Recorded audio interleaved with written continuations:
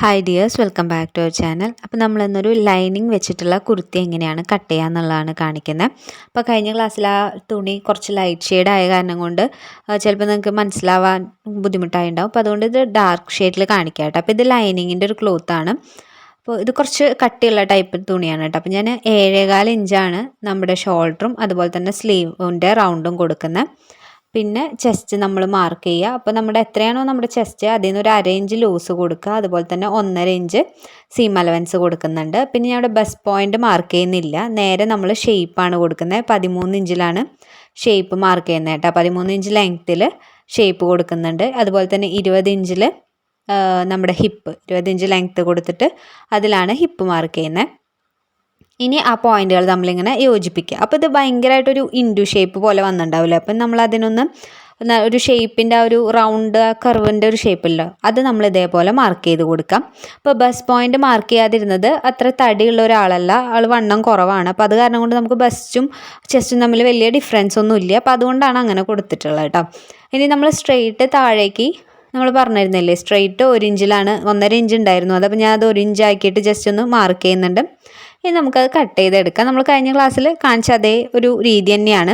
അപ്പോൾ അതിലെന്തെങ്കിലും ഡൗട്ടുള്ളവരുണ്ടെങ്കിൽ, ക്ലിയർ ആയില്ലെങ്കിൽ ഇതൊന്ന് നോക്കിക്കഴിഞ്ഞാൽ മനസ്സിലാവും കേട്ടോ. പിന്നെ നമ്മൾ ഹിപ്പിൻ്റെ അവിടെയും ഷേപ്പിൻ്റെ അവിടെയും ജസ്റ്റ് ഒരു ഇൻഡു പോലെ ഒന്ന് ജസ്റ്റ് കട്ട് ചെയ്ത് കൊടുത്തിട്ടുണ്ട്, നമുക്ക് മനസ്സിലാവാൻ വേണ്ടിയിട്ടാണ്. പിന്നെ കൈക്കുഴി വെട്ടുന്ന സമയത്ത് നമ്മളിവിടെ 1 ഇഞ്ച് കൊടുത്തിട്ട് അതിലൂടെ കൈക്കുഴി മാർക്ക് ചെയ്ത് കൊടുക്കുക. ദെൻ കുഴിച്ച് വെട്ടാനുണ്ടല്ലോ ഫ്രണ്ടിൽ, നമുക്ക് അതും കൂടി ഒന്ന് മാർക്ക് ചെയ്തിട്ടുണ്ട്. കട്ട് ചെയ്യുമ്പോൾ ഞാൻ ഇപ്പോൾ സാധാരണ രീതിയിൽ കട്ട് ചെയ്യുന്നുള്ളൂ, സ്റ്റിച്ച് ചെയ്യുന്ന സമയത്താണ് കേട്ടോ കുഴിച്ച് വെട്ടി കൊടുക്കാറുള്ളത്. അപ്പോൾ നമ്മുടെ ലൈനിങ്ങിൻ്റെ പീസ് ഇതുപോലെ കട്ട് ചെയ്തെടുത്തിട്ടുണ്ട്. ഇനി ഈ ഒരു പീസ് വെച്ചിട്ട് നമ്മൾ മെയിൻ ഫാബ്രിക് കട്ട് ചെയ്യുകയാണ്. അപ്പോൾ ഇതൊരു സാരിയാണ് കേട്ടോ. അപ്പോൾ സാരിയിൽ നിന്നാണ് ഞാൻ കട്ട് ചെയ്തെടുത്തിട്ടുള്ളത്.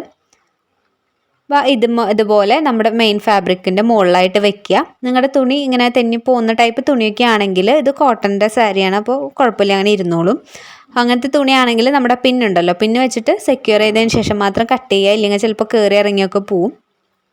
കറക്റ്റായിട്ട് പിന്ന് കുത്തി വെച്ചിട്ട് അല്ലെങ്കിൽ അയൺ ചെയ്ത് നല്ല സെറ്റാക്കിയതിന് ശേഷം മാത്രം കട്ട് ചെയ്തെടുത്താൽ മതി കേട്ടോ. അപ്പോൾ തുണി ഫോൾഡ് ചെയ്യുന്ന രീതിയൊക്കെ നമ്മൾ കഴിഞ്ഞ ക്ലാസ്സിൽ കാണിച്ചിട്ടുണ്ടായിരുന്നു. വീതിയിൽ മടക്കുക, ദെൻ ലെങ്ത്തിൽ മടക്കുക. അങ്ങനെയാണ് ഇപ്പോൾ നമ്മൾ മടക്കിയിട്ടിട്ടുണ്ടായിരുന്നത് കേട്ടോ. ഇനി ഇതാ ഇവിടെ ജോയിൻ്റ് ഉണ്ടാവും. ആ ജോയിൻ്റ് ഇതുപോലെ കട്ട് ചെയ്ത് കഴിഞ്ഞാൽ നമുക്ക് 2 പീസ് കിട്ടും, ഫ്രണ്ടും ബാക്കും കിട്ടും. അപ്പോൾ നമ്മുടെ ലൈനിങ് പീസ് വെച്ചിട്ടുള്ള കട്ടിങ് കഴിഞ്ഞിട്ടുണ്ട്. ഇനി നമുക്കിതിന് സ്ലീവ് കൊടുക്കണം. അപ്പോൾ കസ്റ്റമറുടെ ആണ് കേട്ടോ ഇത്. അപ്പോൾ ആൾക്കിത് ഒരു ചെറിയൊരു പഫ് മതി, വലുതായിട്ട് പഫ് നിൽക്കണ്ട, എന്നൊരു കുഞ്ഞ് പഫ് വേണം താനും, അങ്ങനെയാണ് പറഞ്ഞേക്കണേ.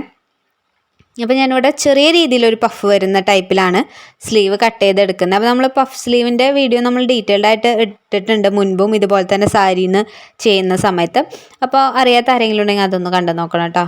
അപ്പോൾ അത് വീണ്ടും പറയാൻ നിന്നാൽ അറിയുന്നവർക്ക് അത് ബോറാവും, അറിയാത്തവർക്ക് വീഡിയോ ലെങ്ത് ആവും. അപ്പോൾ അങ്ങനെയൊക്കെ വരുന്നതുകൊണ്ടാണ് ഇങ്ങനെ സ്പീഡായിട്ട് കാണിക്കുന്നത്. അപ്പോൾ ജസ്റ്റ് വരച്ചു കൊടുക്കുക, അതിൻ്റെ ഷേപ്പ് ഒന്ന് വരയ്ക്കുക, കട്ട് ചെയ്തെടുക്കാം കേട്ടോ. അപ്പോൾ കട്ടിങ്ങിൽ ഇനി എന്തെങ്കിലും ഡൗട്ട്സ് നിങ്ങൾക്ക് ഉണ്ടെന്ന് വെച്ച് കഴിഞ്ഞാൽ നമ്മുടെ ഇൻസ്റ്റാ പേജിൽ ഒന്ന് മെസ്സേജ് ചെയ്താൽ മതി. അപ്പോൾ ഒന്ന് വോയിസ് ആയിട്ട് ചോദിക്കുകയാണെങ്കിൽ എനിക്കിത് ക്ലിയർ ചെയ്യാൻ എളുപ്പമായിരിക്കും. അതല്ലെങ്കിൽ ഇതിൻ്റെ വീഡിയോയുടെ താഴെ കമൻ്റായിട്ട് ചോദിക്കാം കേട്ടോ.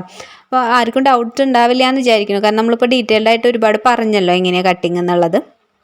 ഇപ്പോൾ ഒരു സ്ലിറ്റഡ് കുർത്തി സ്വന്തമായിട്ട് അളവെടുത്ത് വരച്ച് ഒക്കെ വെട്ടിയെടുക്കാനൊക്കെ എല്ലാവർക്കും സെറ്റായി ഉണ്ടാവും എന്ന് വിചാരിക്കുന്നു. അപ്പോൾ സ്റ്റിച്ചിങ് നമുക്ക് അടുത്ത ക്ലാസ്സിലായിട്ട് ഇതിൻ്റെ 2ൻ്റെയും സ്റ്റിച്ചിങ് ഇടാം കേട്ടോ. പിന്നെ ആ സാരിയിൽ നിന്ന് തന്നെ വെട്ടിയെടുത്തിട്ടുള്ളതാണ് ഈ ഒരു ചെറിയ പോർഷൻ യോക്കിൽ കൊടുക്കാൻ വേണ്ടിയിട്ടാണ് കേട്ടോ. അപ്പോൾ വീഡിയോ ഇഷ്ടപ്പെട്ടിട്ടുണ്ടെങ്കിൽ എല്ലാവരും ഒന്ന് ലൈക്ക് ചെയ്യുക. നമ്മുടെ അടുത്ത സ്റ്റിച്ചിങ് ക്ലാസ്സുകളൊക്കെ അടുത്ത ദിവസങ്ങളിലായിട്ട് വരും. തന്നെ എന്തെങ്കിലും ഡൗട്ട്സ് ഉണ്ടെങ്കിൽ ചോദിക്കാം കേട്ടോ. അപ്പോൾ ഇന്നത്തെ വീഡിയോ എത്രയേ ഉള്ളൂ. നമുക്ക് ഇതിൻ്റെ 2ൻ്റെയും സ്റ്റിച്ചിങ് വീഡിയോ അടുത്ത ക്ലാസ്സിലായിട്ട് കാണാം. താങ്ക്